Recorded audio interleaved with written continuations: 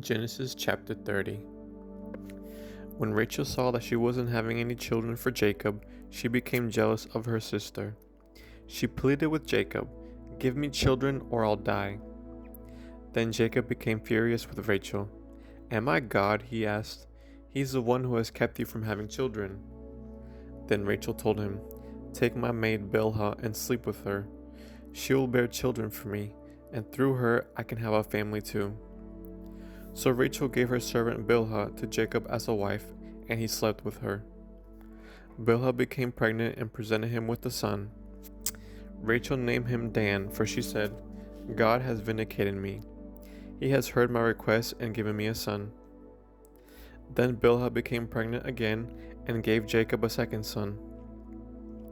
Rachel named him Naphtali, for she said, "I have struggled hard with my sister and I'm winning."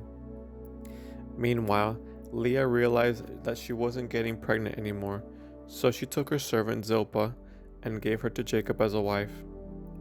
Soon Zilpah presented him with a son. Leah named him Gad, for she said, "How fortunate I am." Then Zilpah gave Jacob a second son, and Leah named him Asher, for she said, "What joy is mine!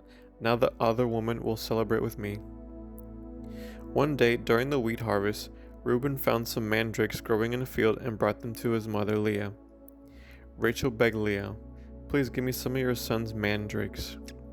But Leah angrily replied, "Wasn't it enough that you stole my husband? Now will you steal my son's mandrakes too?" Rachel answered, "I will let Jacob sleep with you tonight if you give me some of the mandrakes." So that evening, as Jacob was coming home from the fields, Leah went out to meet him. "You must come and sleep with me tonight," she said. "I have paid for you with some mandrakes that my son found." So that night he slept with Leah, and God answered Leah's prayers. She became pregnant again and gave birth to a fifth son for Jacob. She named him Issachar, for she said, "God has rewarded me for giving my servant to my husband as a wife." Then Leah became pregnant again and gave birth to a sixth son for Jacob. She named him Zebulun, for she said, "God has given me a good reward. Now my husband will treat me with respect, for I have given him 6 sons." Later she gave birth to a daughter and named her Dinah. Then God remembered Rachel's plight and answered her prayers by enabling her to have children. She became pregnant and gave birth to a son. "God has removed my disgrace," she said, and she named him Joseph, for she said, "May the Lord add yet another son to my family."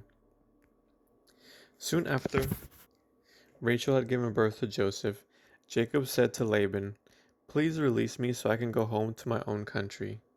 Let me take my wives and children, for I have earned them by serving you, and let me be on my way. You certainly know how hard I have worked for you." "Please listen to me," Laban replied. "I have become wealthy, for the Lord has blessed me because of you. Tell me how much I owe you. Whatever it is, I'll pay it."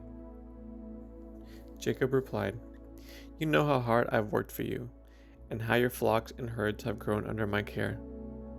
You had little indeed before I came, but your wealth has increased enormously. The Lord has blessed you through everything I've done. But now, what about me? When can I start providing for my own family?" "What wages do you want?" Laban asked again. Jacob replied, "Don't give me anything. Just do this one thing, and I'll continue to tend and watch over your flocks. Let me inspect your flocks today and remove all the sheep and goats that are speckled or spotted, along with all the black sheep. Give these to me as my wages. In the future, when you check on the animals you have given me as my wages, you'll see that I have been honest. If I find in my flock any goats without speckles or spots, or any sheep that are not black, you will know that I have stolen them from you." "All right," Laban replied, "it will be as you say."